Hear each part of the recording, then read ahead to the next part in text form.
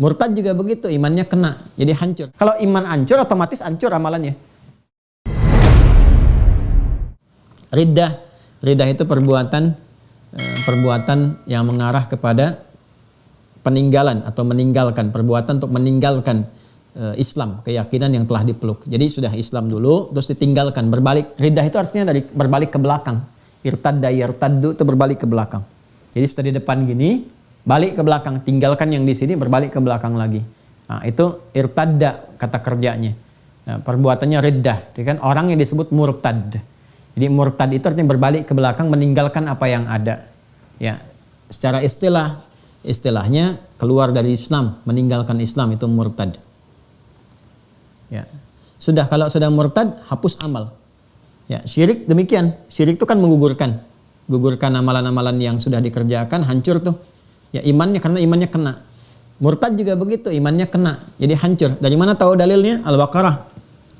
Al-Baqarah, Quran surah 2, ini pertama kali disebutkan ayat 217, paling kiri, agak ke tengah sedikit. Di ujung ayatnya langsung. Udah? Wa may yartadid minkum an dinihi. Ada? Quran surah kedua ayat 217, langsung ke bawah biar cepat. Jangan kalau dari depan ya bisa dibaca ya, salunaka anil syahril harami qitalin fi, terus langsung ke bawah, wa may yartadid minkum an dinihi. Ada? Dan siapa yang murtad di antara kalian dari dinnya, dari Islam, bahkan kufur, meninggal dalam keadaan kufurnya itu karena murtad. Di murtad gak sempat taubat. Ya, keluar dari Islam, gak taubat, gak balik lagi, dan mempertahankan kemurtadannya sampai meninggal dunia. Ada ayatnya, faulaika habitat a'maluhum. Maka sudah habitat a'maluhum fid dunya wal akhirah, habis semua amalnya dunia akhirat.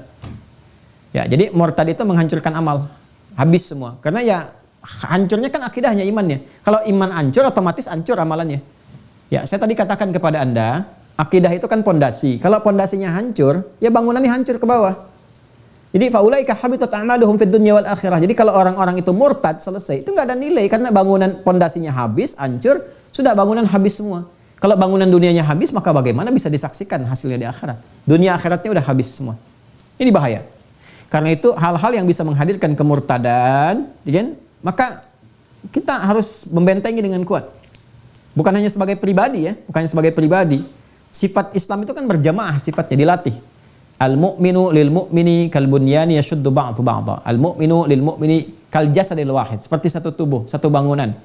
Artinya apa? Jangan hanya kita harus peduli kepada sekitaran kita. Misalnya ada musibah, kan?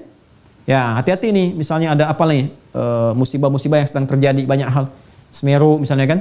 Nah, itu ada yang terjadi, yang kita bermohon pada Allah semoga segera diberikan ketenangan, kenyamanan, kebaikan-kebaikan untuk semuanya. Ada gempa, ada longsor, ada macam-macam, gitu kan? Nah, terus terjadi misalnya perbuatan syirikkah, atau ada perbuatan yang mencoba datang untuk memurtadkan, misalnya gerakan pemurtadan macam-macam, harus dibentengi.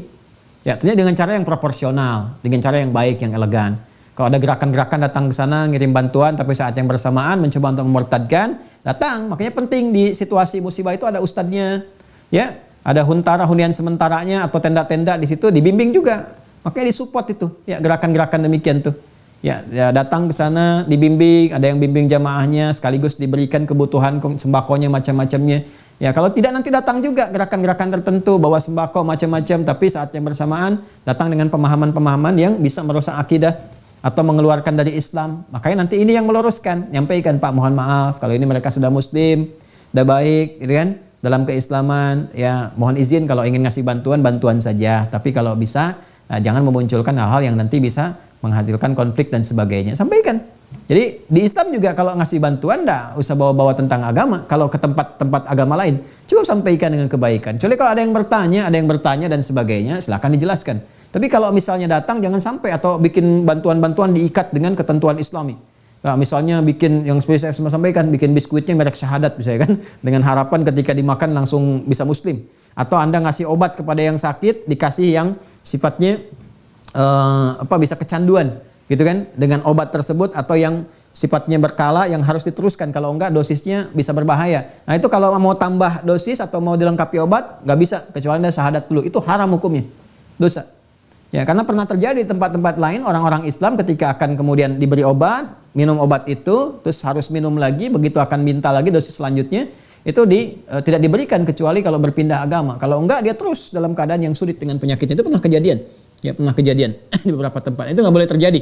Di Islam nggak boleh terjadi. Nah, ini bentengi. Ya, bentengi, sayangi, tapi proporsional sifatnya sehingga tidak melahirkan, sehingga ilmiah. Kalau bertanya ilmiah, sampaikan dengan baik sehingga semua merasakan kenyamanan dengan visi yang sama. Tidak ada singgungan-singgungan, konflik macam-macam, dijelaskan dengan cara yang baik.